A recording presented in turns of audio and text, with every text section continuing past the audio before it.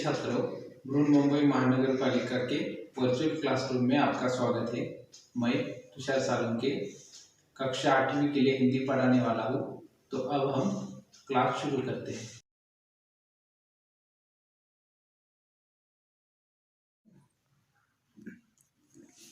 पद्य का नाम क्या है? जरा प्यार से बोलना सीख लीजिए। उसके राइटर है रमेश दत्त शर्मा। कविता का नाम क्या है? जरा प्यार से बोलना सीख लीजिए। उसके राइटर है रमेश दत्त शर्मा। कविता उनका परिचय देखते हैं। उनका जन्म 1939 में जलेसर एटा उत्तर प्रदेश में हुआ। मृत्यु 2012 में हुआ।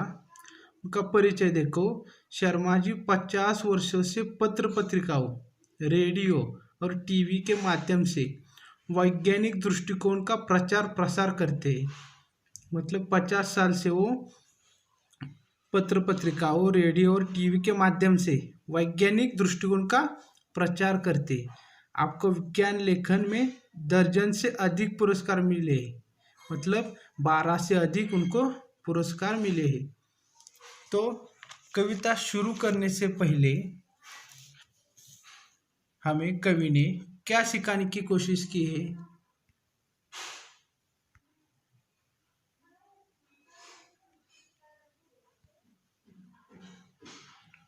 तो हमें क्या सिखाने की कोशिश की है? तो बोलने से, यानी प्रेम से बोलना चाहिए, सही समय पर बोलना चाहिए, बोलने से पहले विचार करना चाहिए, आत्मनियंत्रण रखना यानी सेल्फ कंट्रोल रखना, मधुर भाषी होना आदि गुणों को अपनाने के लिए प्रेरित किया है। तो स्टूडेंट्स, तो देखते हैं प्रत्यक्ष रूप में यह कविता में क्या दिया है। ठीक है। वाणी में शहद घोलना सीख लीजिए, जरा प्यार से बोलना सीख लीजिए।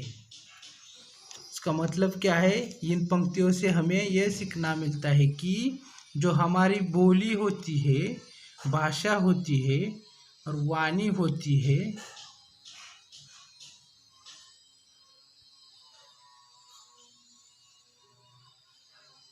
वाणी होती है वह किस प्रकार की होनी चाहिए? तो शहद जैसी। लाइन क्या है? वाणी में शहद घोलना सीख लीजिए, जरा प्यार से बोलना सीख लीजिए।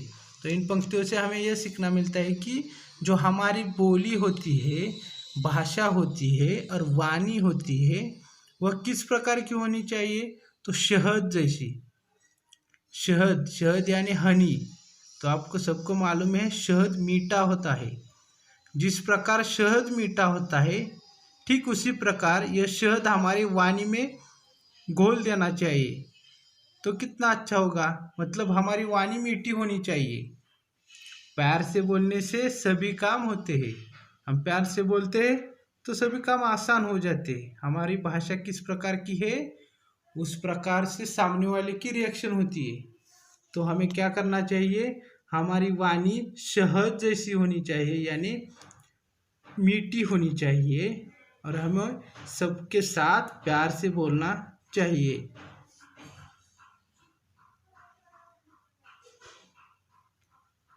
आगे की लाइन देखो। चुप रहने के यारों बड़े फायदे हैं, जुबां पर वक्त खोलना सीख लीजिए। तो कवि क्या कहते हैं? चुप रहने के फायदे कवि ने बताए इस लाइन में। हमेशा बोलना ही है यह बात नहीं है। हमेशा बोलना ही है यह बात नहीं है। चुप रहने से बड़े फायदे होते हैं। कभी कभी ऐसा समय आता है कि हमारी जुबां खोलनी चाहिए। जुबां यानी जीभ यानी मुंह। तो कभी कभी चुप रहने से हमें बड़े फायदे होते हैं, पर कभी कभी सिचुएशन के अनुसार हमें हमारी जुबान खोलनी चाहिए। नेक्स्ट लाइन देखो। कुछ कहने से पहले जरा सोचिए, कुछ कहने से पहले जरा सोचिए, ख्यालों को खुद तोलना सीख लीजिए। तो क्या कहते हैं? क्या होता है कि हमारे जो शब्द है वो शस्त्र जैसे है। तो सामने वालों को कुछ बुरा कहने से पहले और बोलने से पहले हमें सोचना चाहिए कि हम क्या बोल रहे हैं, जो मैं बोल रहा हूँ वो सही है या गलत है, यह हमें सोचना चाहिए। मतलब जो हम कहते हैं, बात करते हैं, वो सोच कर करनी चाहिए, विचार कर कर बोलना चाहिए। ख्यालों को खुद तोलना सीख लीजिए। ख्याल यानी विचार और तोलना यानी वजन करना। तो बोलते समय उसे तोल तोल कर बोले, बोलते समय उसे तोल तोल कर बोले, यानी वजन करना। तोलना यानी वजन करना, ये असल बात नहीं है, लेकिन विचार करते समय या बोलते समय तोल तोल कर बोलना चाहिए, वही सही होता है। हम जब तोल कर बोलते हैं तो सामने वाला खुश होता है। आगे की लाइन देखो, तू तड़ाक हो या फिर हो तू मैं, अपने आप को टोकना सीख लीजिए। तू तड़ाक हो या फिर हो तू मैं, अपने आप को टोकना सीख लीजिए। तड़ाक यानी क्या? क्रोध, और टोकना यानी रोकना। तो समाज में किसी भी बात को लेकर तू मैं चलती रहती है। आपको मालूम है, पूरे समाज में किसी भी क्षेत्र में हो, कहाँ भी हो, लेकिन किसी भी बात पर तू मैं चलती रहती है। किसी भी बात को लेकर आज ज़्यादातर लोग क्रोधित होते हैं। आज के ज़माने में किसी भी बात को लेकर ज़्यादा लोग क्रोधित होते हैं। कहाँ भी जाओ तू मैं चलती रहती है। तो हमें क्या करना चाहिए? तो कभी हमें सिखाते हैं कि कभी भी क्रोध आए, कभी भी क्रोध आ जाए तो हमें क्या करना चाहिए? अपने आप को टोकना यानी रोकना चाहिए, तब उनसे बात हो सकती है। यानी अपने आप को रोकना चाहिए, उसकी वजह से क्या हो सकता है? बात हो सकती है।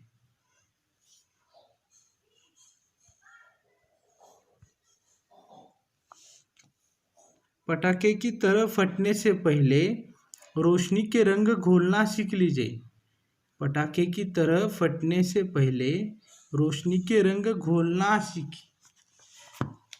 तो बहुत सारे लोग ऐसे होते कि जिन्हें जल्दी से गुस्सा आता है। हमारे समाज में बहुत सारे लोग ऐसे होते कि जल्दी से गुस्सा आता है। यानी गुस्सा आने से पहले रोशनी की तरह यानी सही राह पर चलना चाहिए। हमें सही राह दिखानी चाहिए, दिखाने की कोशिश करनी चाहिए कि भाई ये बात सही है, ये बात गलत है। तो कवि ने कहा है कि पटाखे की तरह फटने से पहले यानी क्रोध आने के पहले ही हमें सही राह पर चलना चाहिए। उसकी वजह से आगे झगड़ा नहीं होगा। इसलिए कवि ने ऐसा कहा है कि रोशनी के रंग घोलना सीख लीजिए। कटु वचन तो सदा बोते हैं काटे, कटु वचन तो सदा बोते हैं काटे, मीठी बोली के गुल रोपना सीख लीजिए। तो वचन यानी बातें, वचन का मतलब क्या है? बातें। कटु बातें यानी कड़वी बातें हमेशा कांटे की तरह होती है, उसका असर दूसरों पर पड़ता है और सामने वालों को गुस्सा आता है। हम जब कड़वी बातें करेंगे, कटु बातें करेंगे तो सामने वालों को गुस्सा आ सकता है। लेकिन हम मीठी बोली के फूल रोपना सीखे, मीठी बोली के गुल रोपना सीखे, यानी फूल रोपना सीखे, यानी मीठा बोले तो सामने वाले को भी अच्छा लगता है। इसलिए हमें कभी भी हो अच्छी यानी मीठी बातें करनी चाहिए, काटे कड़वी बातें नहीं करनी चाहिए। बात बेबात कोई चुभने लगे तो बदल कर उसे मोड़ना सीख लीजिए। बात बेबात कोई चुभने लगे तो बदल कर उसे मोड़ना सीखे। बेबात यानी बिना बात, कारण न होते हुए, कुछ कारण ही नहीं होता। कभी कभी बिना बात के, बिना कारण के झगड़ा शुरू हो जाता है। तो हमें कोई सता रहा है कोई कारणवश, तो ऐसी बातों को भूलना सीख ले। मतलब कोई लोग होते हैं जो बिना बात के झगड़ा शुरू करते हैं, उस टाइम हमें क्या करना चाहिए कि बदल कर उनसे मोड़ना सीख लीजिए। मोड़ना यानी भूल जाना सीख लीजिए। जो जो बातें हमारे जीवन पर बुरा असर डालती हो तो उसे हमें उनको भुलाना चाहिए। जो लोग हमसे झगड़ा करते बिना बात से, उनको भुलाना ही अच्छा है। मतलब बाद में बात कोई चुभने लगे तो यानी झगड़ा करने लगे तो बिना बात के बदल कर उसे मोड़ना सीख लीजिए। मतलब वहाँ से मोड़ना यानी भूल जाना सीख लीजिए। और लास्ट में कभी क्या कहते हैं, देखो, एक किसने कहा होठ सीख करके बैठो, जरूरत पे मुंह खोलना सीख लीजिए। कभी क्या कहते हैं, एक किसने कहा होठ सीख करके बैठो, जरूरत पर मुंह खोलना सीख लीजिए।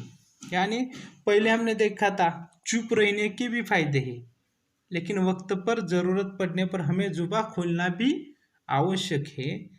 ये किसने कहा है कि होठ सीख कर बैठे यानी चुप बैठे। कभी क्या कहते हैं, किसने कहा कि होठ सीख कर बैठे यानी चुप बैठे।